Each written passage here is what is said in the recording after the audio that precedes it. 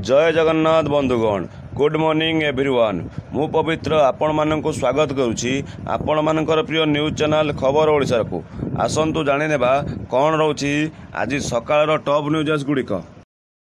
Ration कार्डधारी पई सरकारंकर बड़ घोषणा।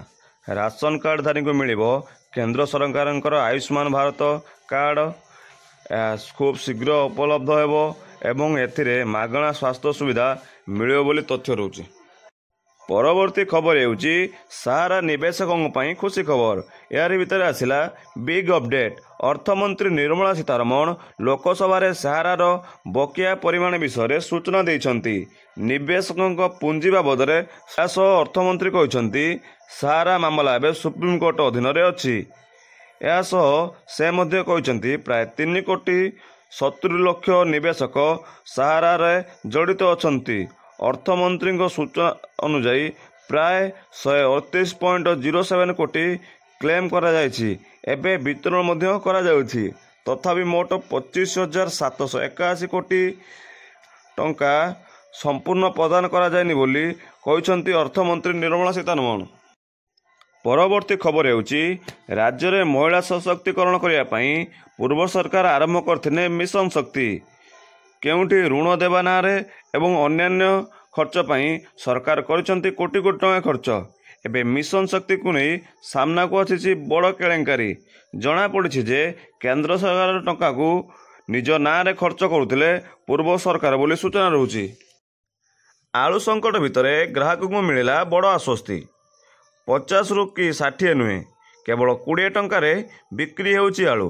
भुवनेश्वर आलू केजी 20 टंकार बिकी प्रतिवाद करुछंती युव संगठन।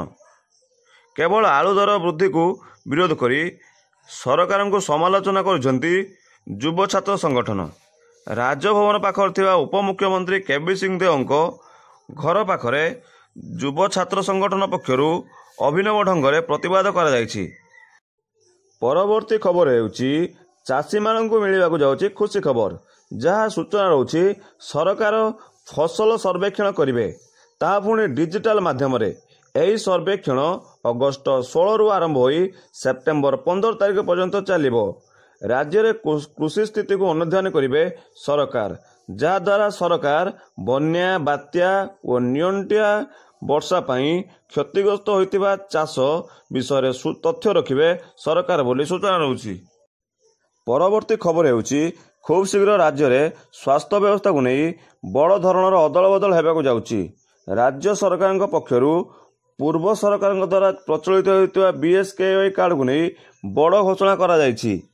या सह राज्यर अन्य 2टी हेल्थ कार्ड लागू हेबाकु जाउछि, जहाँ राज्य सरकार घोषणा करुछंती सेप्टेम्बर 10 तारिख पर्यंत चालू रहिबो बीएसकेवाई कार्ड।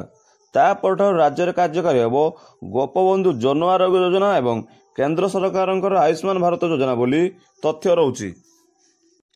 परवर्ती खबर हेउछि राज्य में नेशनल हाईवे गुड़िकर विकास एवं तार रक्षणाबेक्षण पई 5 वर्ष मध्य खर्च हेबो 24,805 कोटी टंका बोली तथ्य रहउछि। एने सूचना दैछंती केंद्र परिवहन एवं राजपथ मंत्री नितिन गडकरी। परवर्ती खबर हेउछि राज्य में आलू दुर्दशा कहले न सरे। दिन को दिन आलू दर हु होई बढ़ी चली।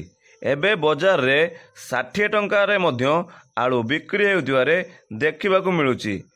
याकु नै जनसाधारण रे असंतोष प्रकाश पाइछि बोली सूचना रहउछि। परवर्ती खबर हेउछि राज्य सरकार जागा जबरदखल मुक्त करने निर्देश देइछंती। सरकारंकर निर्देश पर जिला प्रशासन तत्पर देखाइछि। पूर्वरु भद्रक जिला सहरांचल रे जबरदखल उच्छेद होइतिबार देखिबाकु मिलिथिबा बेले एबे जिला प्रशासन पक्षरु तिहिडी बजार जबरदखल मुक्त करिया पई प्रशासन पक्षरु तत्पर प्रकाश पाइछि बोली सूचना रहउछि। परवर्ती खबर हेउछि आसंता अगस्त मास 12 तारिख सोमवार मुख्यमंत्री मोहन माझीको अभियोग शुणाणी प्रकोष्ठ बंद रहियो बोली सूचना रहउछि। परवर्ती खबर हेउछि मयूरभंज जिला बेतनटी ब्लॉक अधीनस्थ किछि विद्यालय रे चाउल दुर्नीति नहीं अभियोग पर तथ्य अनुध्यान करछंती ଖାଦ୍ୟ ଯୋଗାଣ ଏବଂ ଖାଉଟି କଲ୍ୟାଣ ମନ୍ତ୍ରୀ କୃଷ୍ଣଚନ୍ଦ୍ର ପାତ୍ର। ମନ୍ତ୍ରୀଙ୍କ ପ୍ରାଥମିକ ପର୍ଯ୍ୟାୟର ଅନୁଧ୍ୟାନ ପରେ 2 ଜଣଙ୍କୁ ନିଲମ୍ବିତ କରାଯାଇଛି ବୋଲି ସୂଚନା ରହୁଛି। ଯଦି ଆପଣଙ୍କୁ ଭିଡ଼ିଓଟି ଭଲ ଲାଗିଥାଏ ତେବେ ଆପଣମାନେ ଚ୍ୟାନେଲଟିକୁ ସବସ୍କ୍ରାଇବ୍ କରିନିଅନ୍ତୁ, ଯାହାଫଳରେ ଯାହା ବି ଲେଟେଷ୍ଟ ଅପଡ଼େଟ୍ ଆସିବ ସର୍ବପ୍ରଥମେ ଆପଣ ହିଁ ଦେଖିପାରିବେ।